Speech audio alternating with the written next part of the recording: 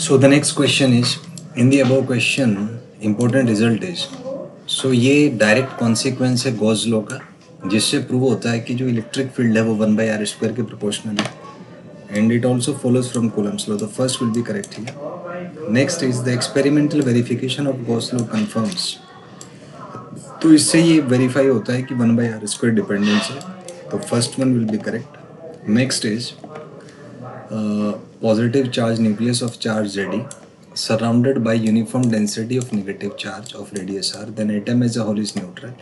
तो net charge zero होगा तो Ze प्लस, बल्कि मैं इसको रो बोल देता हूँ, इनटू जो वॉल्यूम है 4/3 पाई r cube,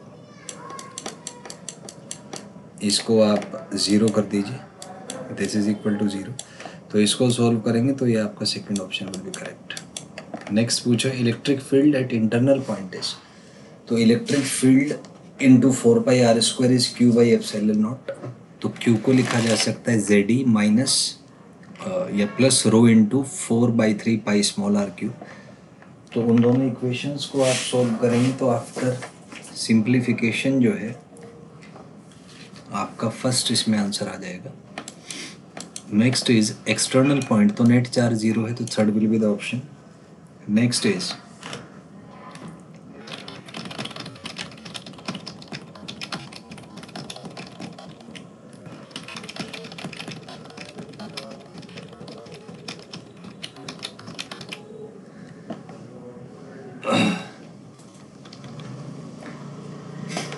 consider a uniformly charged infinite plane sheet in YZ plane.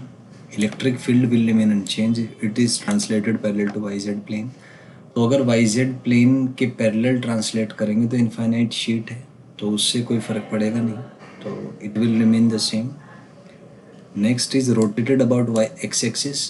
तो प्लेन YZ ही होगा, तो इसको रोटेट करने से चार्ज डिस्ट्रीब्यूशन में कोई डिफरेंस आएगा नहीं, तो जिसकी वजह से इलेक्ट्रिक फील्ड सेम रहेगा. So third will be correct here, तो 3 आ जाएगा.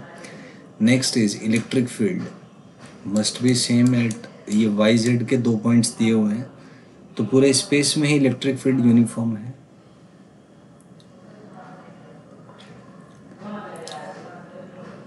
तो यहाँ पे एक ऑप्शन हो सकता है कि the better version will be magnitude of electric field, या ये कह सकते हैं कि यहाँ पे कंडीशन है कि Y1 Y2 दोनों का साइन सेम है और Z1 Z2 दोनों का साइन इनका भी सेम है, अदरवाइज ये डिफरेंट हो जाएगा. सो इसमें बहुत ऑप्शन हो जाएगा under the assumption that Y1 Y2 and Z1 Z2 have the same sign. Next is in the above question translational symmetry along y axis shows that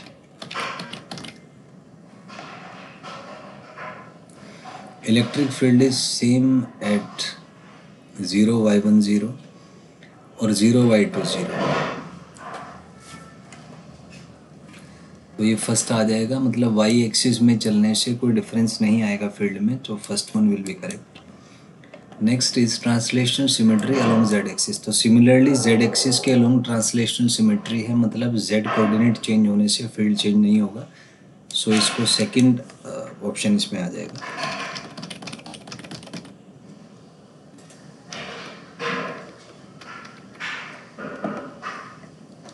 next is in the above question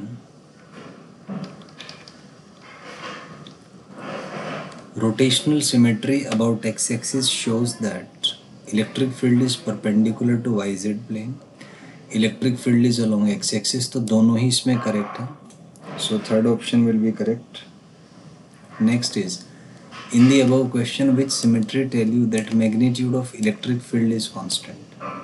So it is independence from x coordinate, dependence on x coordinate. So ये है independence from x coordinate, तो first आ जाएगा. Next is infinite plane sheet of charge is in YZ plane.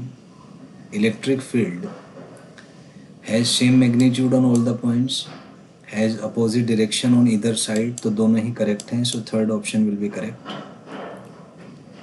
Next is in the above question electric field can be graphically represented as. Third option आ जाए क्योंकि constant है. Next is electric and magnetic forces determine the properties of atoms molecules, bulk matter, all, तो सबकी properties जो है वो ये दोनों फील्ड्स की वजह से ही पता लगती हैं, तो इसमें ऑल आ जाएगा।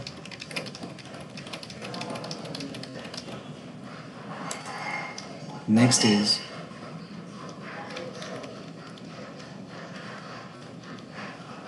from simple experiments on frictional electricity, one can infer that there are two type of charges, like charges repel, unlike charges attract. तो all आ जाएगा इसमें, 520 में fourth will be correct.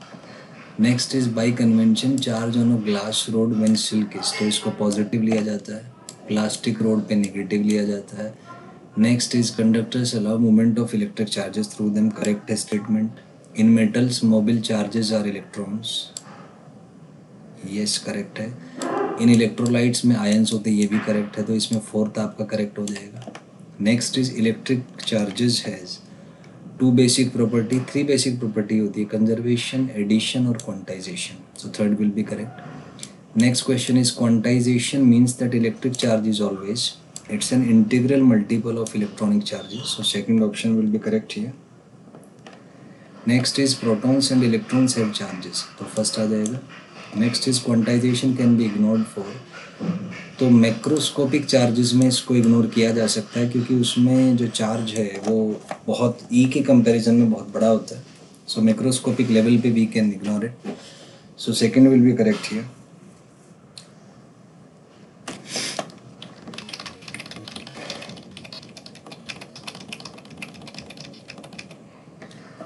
Next is additivity of electric charges means that total charge of a system is, it's the algebraic sum, algebraic sum माने sign के साथ उसको add करना है, तो सेकंड इसमें करेक्ट हो जाएगा आपका।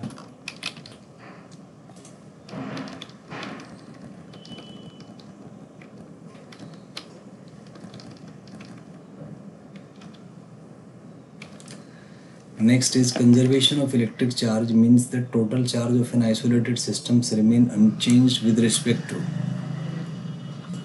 space or time, या spatio time,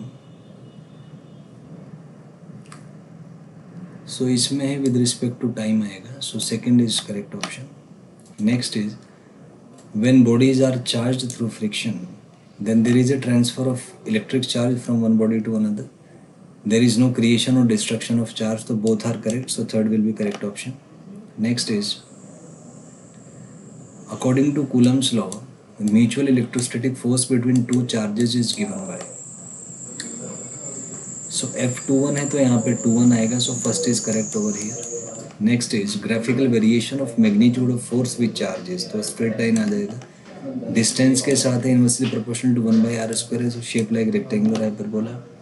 ऐसा यूनिट ऑफ चार्ज कूलम होता है। Experimental value of epsilon naught is, so इसमें फर्स्ट आ जाएगा आपका अप्रॉक्सीमेट वैल्यू ऑफ के, तो ये 9 × 10⁹ आ जाता है।